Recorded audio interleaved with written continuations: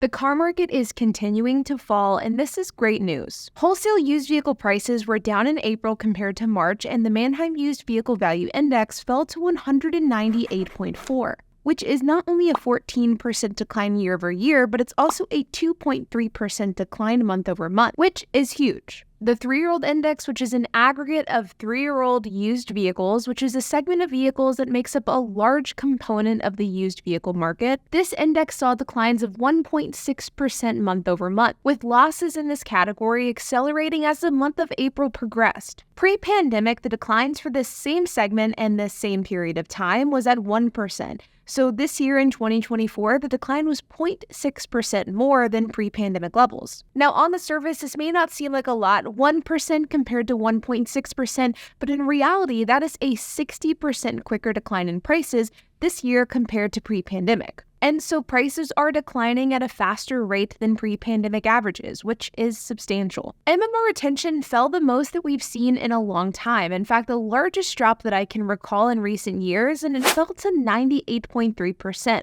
Now, MMR retention is a metric that we use in order to gauge how much cars are selling for versus how much that car is technically worth. For example, and for easy numbers' sake, let's say that a car has an MMR value of $100, and a car seller sells that car to you for $99. Well, that car has an MMR retention of 99% because it retained 99% of its MMR value. If you got the car for $95, its MMR retention would be 95%. And the reason why MMR retention is important, and the reason why we talk about it, is because it gives us a good gauge on the supply and demand and overall car market when it comes to wholesale vehicles. Because generally speaking, if MMR retention is high, it means that cars aren't really selling for a discount, which can be indicative to supply and demand favoring the car seller. So the dealerships, the wholesalers, the auctioners. Whereas if MMR retention is lower, this means that cars are selling for a discount, and it means that the car market is favoring the buyer. And so the fact that MMR retention in April was not only lower month over month, but was also lower than historical averages for this time of year,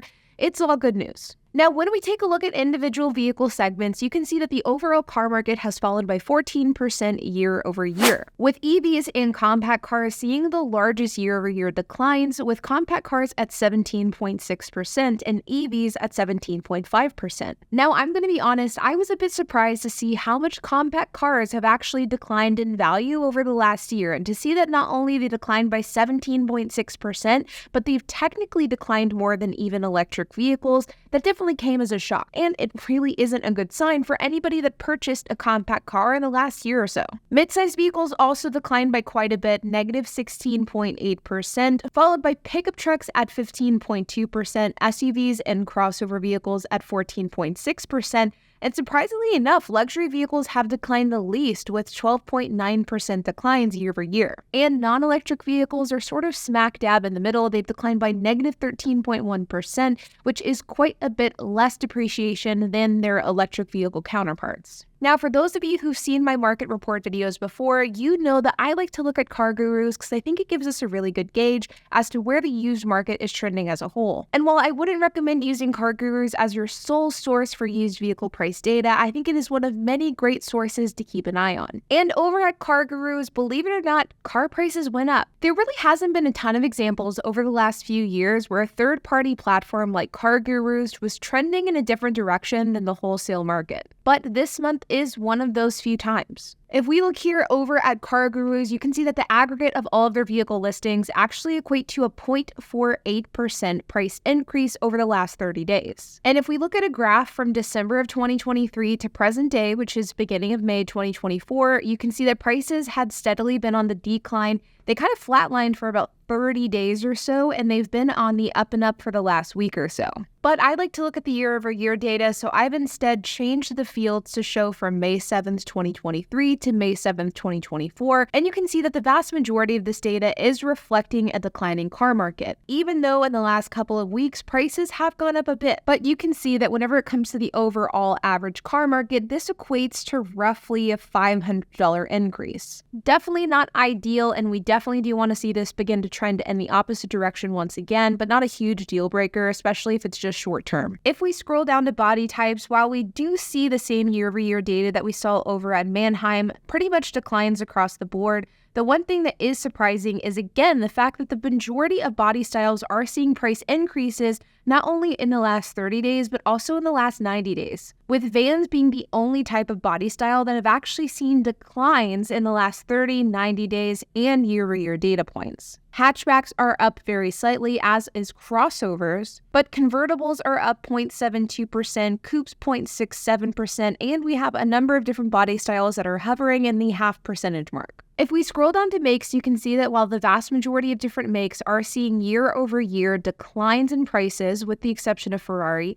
you can also see that with the 30-day and 90-day data, it is a little bit of a wash, and there are a number of vehicles that are seeing price increases, while there are also a number that are seeing price declines. Tesla seems to have stopped a little bit of the bleeding in the last 30 days. They're only down 0.43%. Fiat is down nearly 1.5%, and Alfa Romeo is down 1.7%, while brands like Acura, Volvo, and Toyota are seeing price increases in the last 30 days of over a percentage point, some of the largest in the industry currently. Now, obviously, this isn't ideal, but I've probably said this on my channel a dozen times over the years, and that is that when it comes to car market price declines, we can't expect for it to be 100% linear.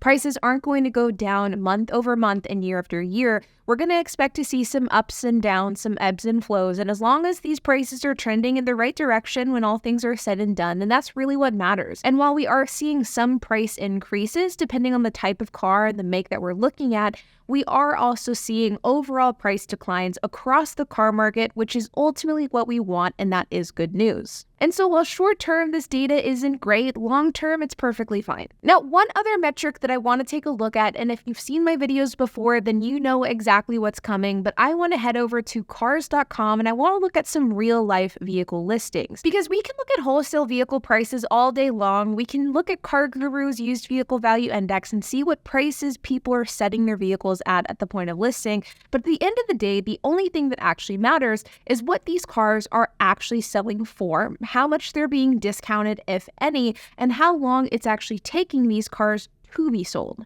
And Cars.com gives us all of that data, which is incredibly helpful. So I've set some filters that give us an idea of what the average 3-year-old index could potentially look like. So minimum year being 2020, so that's like the oldest model car that we're currently looking at. Something with a max price range of $35,000 with 60,000 miles or less. So sort of your average used car. Now, one thing that I have noticed, not just in the process of making this video, but just over the last few months, is that the car market has begun to correct itself, and so we aren't seeing these massive price reductions that we saw back in the fall. And while we are seeing this with some cars, specifically electric vehicles or trucks with high inventory levels, we really aren't seeing it at the same degree that we were last year. You see, back in the fall of last year, the car market was correcting quite quickly, and car sellers were a little bit behind on this correction. So this led for cars being overpriced at the point of listing, and this then led to huge price reductions needed to be made in order for these cars to be sold. It really looked nice on paper because whenever you looked at a car that you wanted to buy, you saw that the car was reduced in price and discounted by sometimes $5,000, $10,000, even $15,000 depending on the car.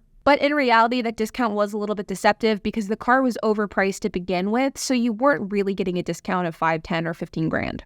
And today, cars are much more realistically priced, so you aren't seeing these huge price reductions as often as you used to see them. In fact, I sort of feel like the car market has almost swung in the opposite direction, and now car sellers believe that there's more demand than there actually is. Because car prices are being listed for higher amounts today than they were a few months ago, and reductions are happening less frequently. In some cases, there are even some price increases. Because, for example, while this Ram 1500 is a good deal and has a number of solid price reductions, this one has actually had some price increases, despite the fact that Dodge Rams are some of the worst-selling cars in the market today. Tesla is another good example. While Tesla values have continued to tank and there are Teslas out there with steep reductions, there are also a ton that don't have price reductions either. So it does seem as though vehicle pricing is a bit all over the place, and there are similar makes and models that are being sold for almost completely different prices. And the trend of seeing price reductions pretty much across the board for any type of vehicle that you want to buy, yeah, that trend doesn't really exist anymore. For example, you have this 2021 Toyota RAV4, which is listed for $35,000 and it has just under 28,000 miles. This car has actually seen a price increase since it was listed 3 weeks ago. Was originally listed for $34,000 $29,975, and now it's at $35,000. Sure, the increase is quite small, but it's still an increase nonetheless. While on the flip side, we have something like this 2021 Mazda CX-30 with the premium package listed for $22,000 with just over 44,000 miles. This car has been listed for 51 days and has seen almost $2,700 in total price reductions. But on the flip side of that, we have this 2022 Ford Escape plug-in hybrid with just over 29,000 miles and priced at $26,295. This car has only seen $700 in price reductions, and the price has kind of been floating up and down over the last 53 days. This is a car that really should be seeing more price reductions than just $700. We have this 2023 Chevrolet Trailblazer, which is listed for just under $28,000 and has just over 9,000 miles. This car has had some decent price reductions, just over $2,000 over the course of the last 53 days. But this 2021 Volkswagen, which has just under 30,000 miles, is listed for just under $33,000. It has again been bobbing kind of up and down in price, and over the last 96 days, it's only been reduced in price by $600 and has recently seen a $1,500 price increase. This 2020 Mercedes-Benz E-Class, which is listed for $35,000, has about 54,000 miles. This car is flat on pricing because while it has been listed for 46 days, it saw a price increase shortly after listing and has recently seen a price decrease. Or this 2022 Lincoln Corsair, which is listed for $35,000 and has just under 33,000 miles. This Lincoln Corsair is a car that has piling up inventory, and dealerships are discounting this car left and right. But all things considered, this price reduction here is pretty pathetic. It's been listed for 68 days and has only seen $1,500 in total price reductions, which is really nothing given the fact that these cars are simply not in demand. We compare that to something like a 2020 Lincoln MKZ Hybrid Reserve, which is listed for just under $20,000. This is another car that is just simply not in demand. This car has basically been tanking in price in the last couple of weeks, been listed for 80 days, has seen over $6,000 in price reductions, and has recently seen not only a $2,000 price reduction, but a $3,000 one as well. And we can finish it off with another car that isn't really in demand. Is listed for just under $33,000, has just under 8,000 miles, and has been tanking in price as well. It's been listed for a whopping 196 days, and in recent weeks, this car has been being discounted left and right,